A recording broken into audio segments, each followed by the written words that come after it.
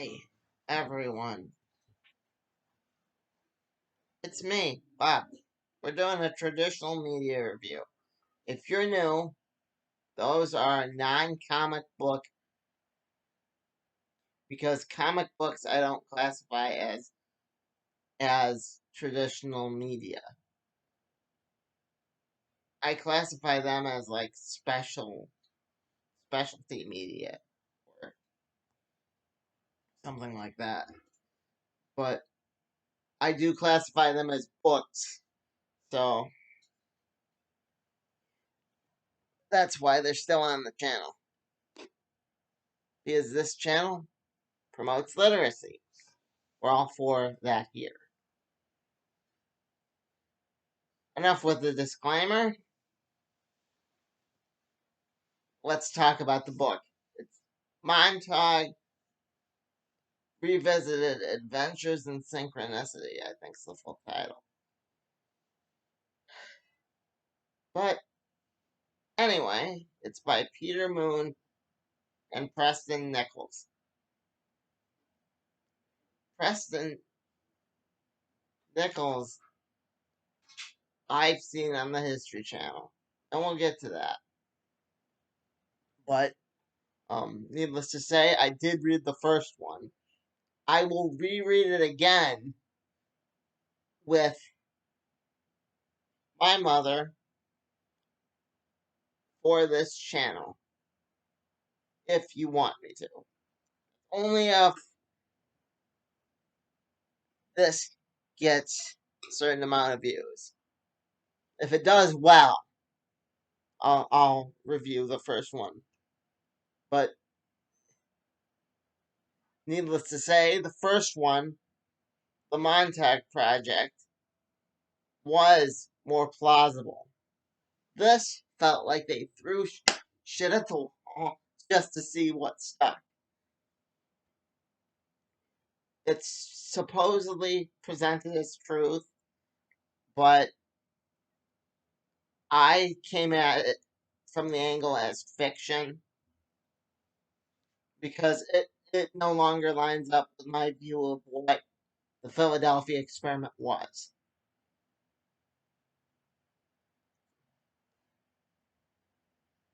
I believe in a conspiracy theory all my own, not their. So anyway,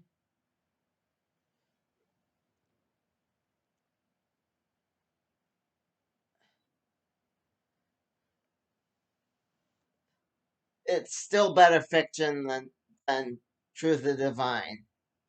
Truth of the Divine could learn a few things from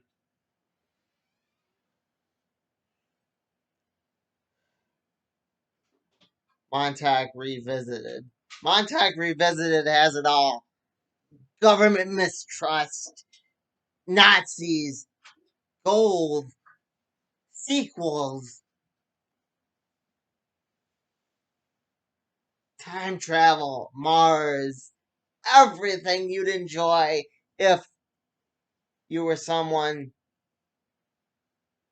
reading this in the late 50s as a dime store novel. But the trick is, it was supposed to be taken seriously. When you start talking about the psychic chair, that's when you lose me. Aliens, UFOs, possible. But psychic chair on Mars,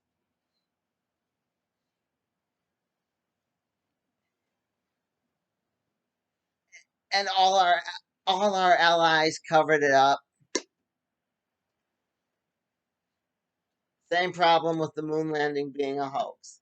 But that's neither here nor there. If if what I'm saying is all our allies and all our enemies came together for one thing and one thing only, to cover up this BS. Really? Yeah, that's when they lost me. I was like,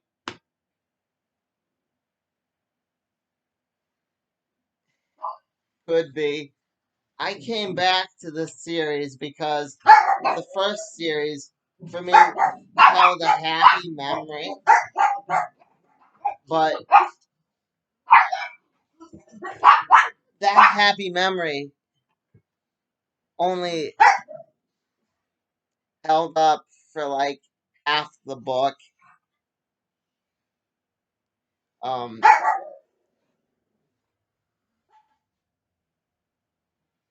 yeah, that happy memory was I had a caregiver named Angela.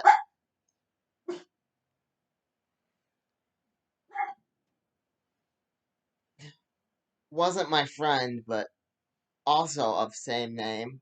But um, both these people I would consider a friend today. So if you're watching this, why I originally read it, the first book was that,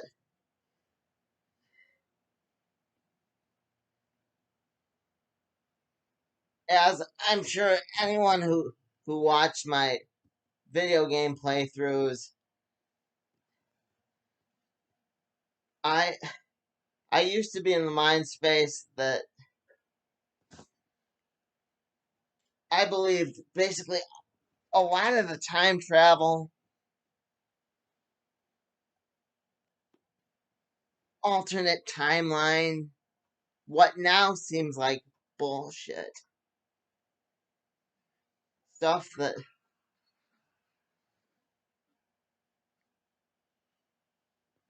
that was all the first book was about. This this reading it now felt like, yeah, it could have been better if it was presented as fiction. And it didn't help that on that History Channel special I mentioned earlier, Preston Nichols looked nuts. Preston Nichols looked like an old hippie. And at the end of the book, after they talk about how, in their opinion, there were you know, child soldiers like in Stranger Things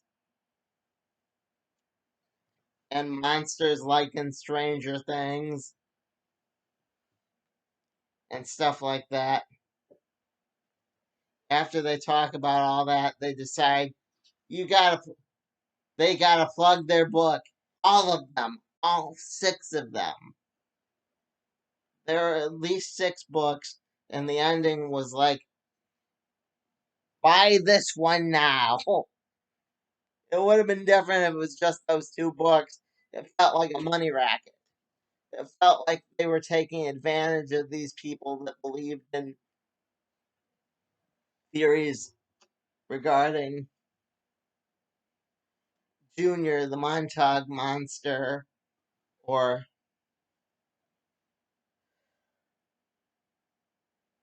time fields, or that the Philadelphia experiment led to murder.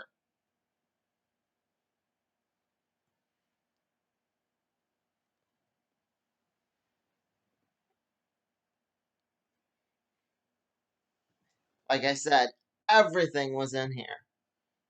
They even had the guy leap into Jesus. It was like a bad episode of Quantum Leap. I'm sorry, he didn't leap into Jesus. He leaped into Judas and then shot Jesus. And you gotta keep in mind, people actually believe this.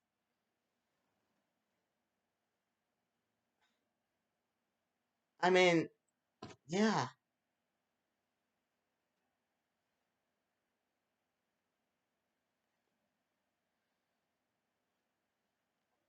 the whole book was sprinkled in with truth. occasionally, but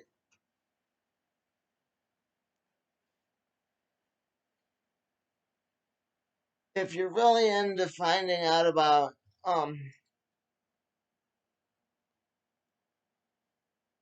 Montauk and all that other wonderful stuff that was presented in the first book,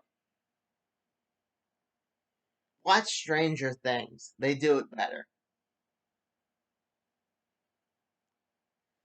This, just the fact that he was presenting it as fact, really kind of bothers me. I mean, the one guy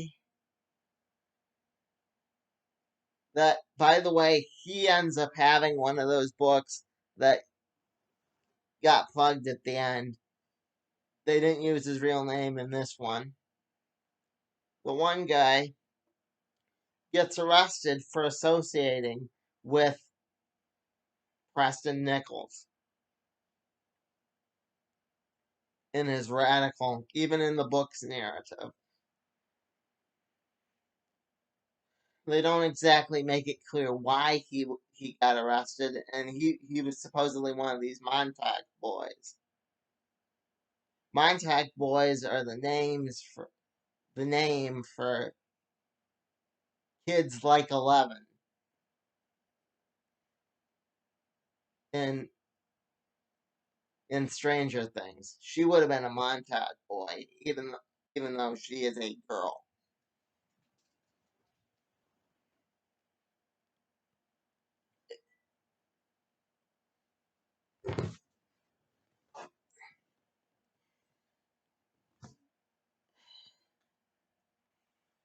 It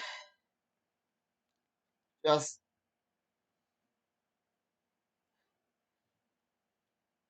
it has me question. The book itself had me questioning. The reason I'd be willing to go back and reading the first one,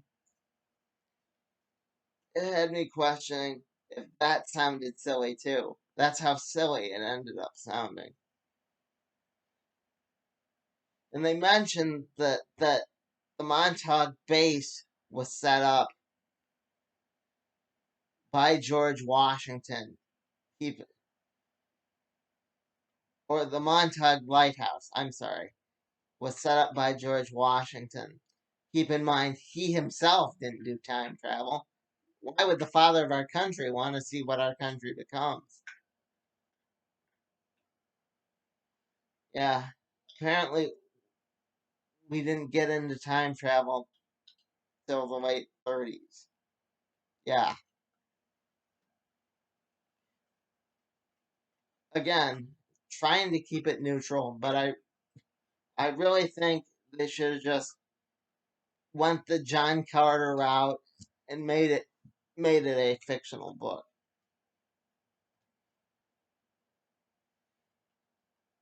It wouldn't have been this underground book. It would have been a bestseller.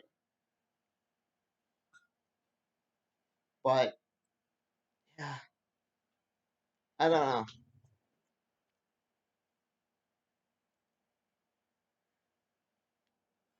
The whole book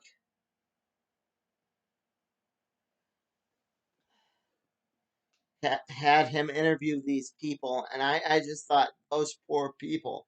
They're dragging him into it's like a modern day freak circus where where programs like the History Channel are gonna drag these people out and present their argument as fact, but people are gonna like laugh at them because this how this one lady believes her or these three ladies believe that one's legitimate, the other two are secretly of alien origin, and they're triplets. If that doesn't sound like something off the History Channel, I don't know what does. I'm like ancient aliens. you know, and they had like him consult a psychic during his investigation.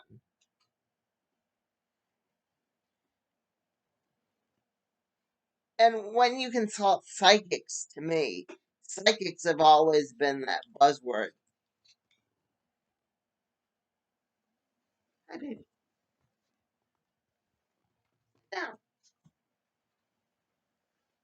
I love you, baby. You know,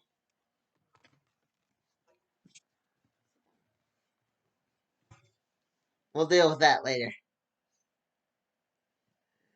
He loves me. Okay. It it definitely feels like something off the History Channel.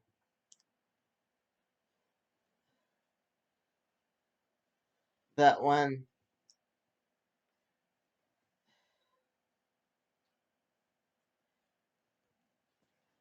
psychics have, getting back to what I was saying, psychics have always been that one of those buzzwords to me that I'm like, this is BS, because I've always had I my personal opinion on psychics is that I've always had trouble believing that if there is a God, why would he let you see? Why would he let you peek behind the curtain? What makes them so special? So that was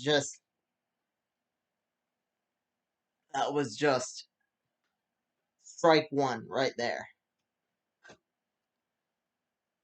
And when he starts following the psychic's advice, and he's like supposed to be this legitimate journalist,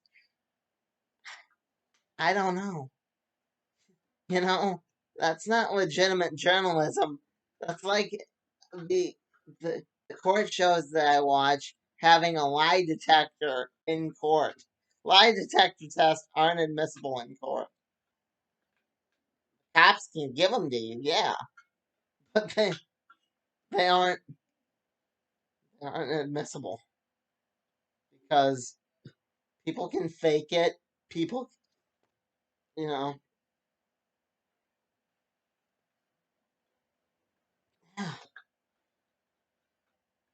um, and the fact that it goes from Preston's narrative to like Peter Moon's, just Preston really didn't make a good impression on that History Channel program when they covered the Montauk Project. It was like, I don't know. Every time they brought him up, I had trouble believing. I was like, yeah, Preston thinks that, but just because, yeah, because if you watch like Hope Hunter and stuff here on YouTube, they've looked into Preston, and there's no proof that, not saying they didn't, but there's no proof that he even worked at the base. Hoax Hunter asked like a legitimate general or whatever. Says, have you heard of anyone named Preston B. Nichols? And then he responds, the general responds, I've never heard of anyone here by that name. So, like, every one of his claims were dubious to me. Um, let's see. I'm trying. I'm trying to kind of do all the chapters at once as a brief overview.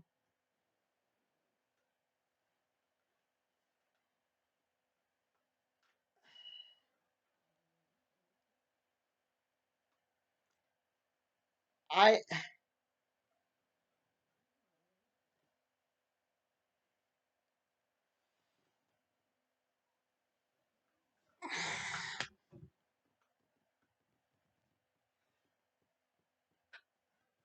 And then they dragged in Aleister Crowley.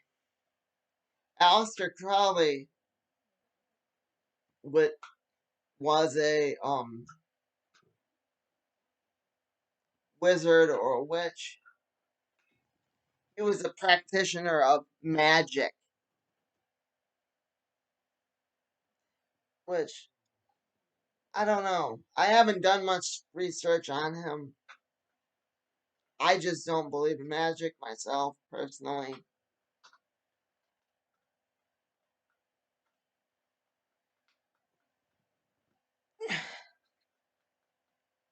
And this guy felt kind of biased towards Scientology.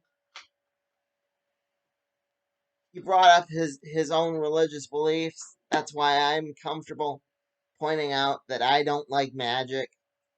I don't believe in it at all.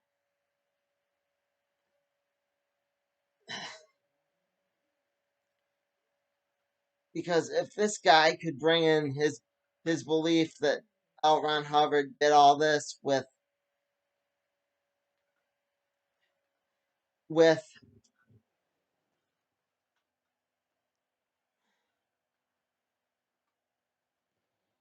Aleister Crowley and Duncan Cameron, which by the end this guy accuses of being the Antichrist, which I can't imagine being poor Duncan. But anyway, they don't that's where they stop the book. So I'm not really gonna cover that. But I don't know much about Aleister Crowley. I do recognize his name from one class I took in community college. And a creepypasta I read once, but that's about all. So that's very minimal. Very. But the whole when they brought in magic, it kind of made me feel icky, you know? That my one question to anyone who believes that would be, who are the good guys? If the United States government is the bad guy and they're all the bad guy, who in your opinion are the good guys? Maybe explains in those books that they plugged at the end, or the newsletter he has. I don't know.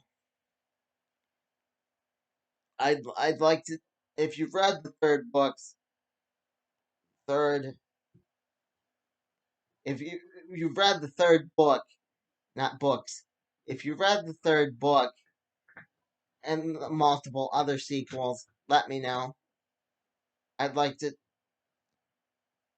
I'd be open to reading it. Um, but that is where I'm standing right now. I'd give the book a 3 out of 5. 5 out of 5, maybe. Because, like I said, it's a good story.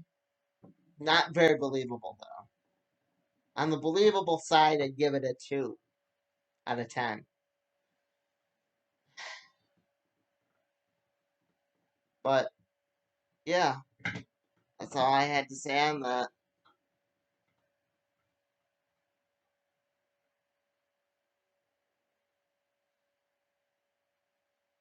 Be good to one another.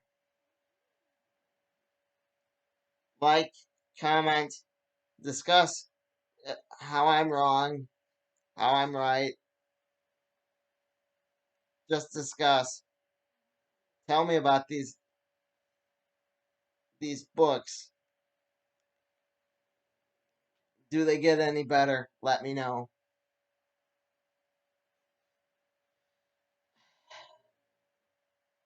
Would you like to know my theory on the Philadelphia experiment?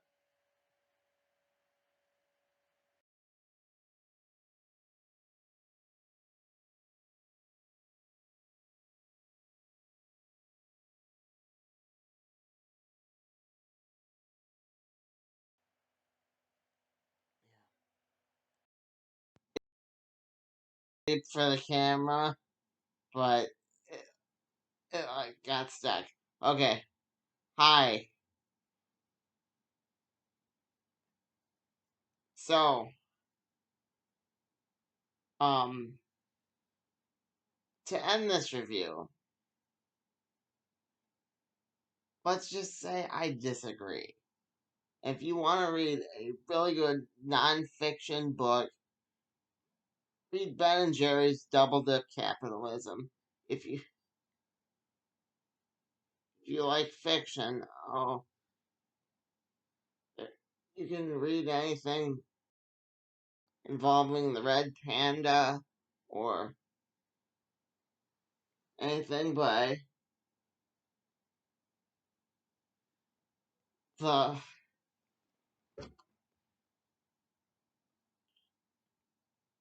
gentleman that did the Wizards of Ranelagh series.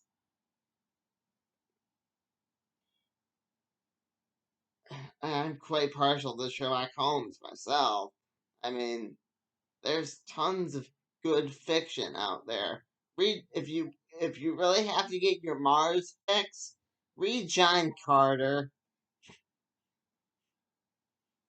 I mean, I just did an abridged review. The and that was just the first 3 books. That was and that was really awesome. And again, if you want to read an actual good nonfiction book, read Dave's Way by Dave Thomas.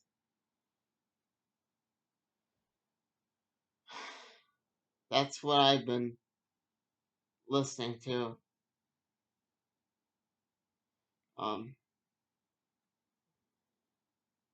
so, yeah, just do not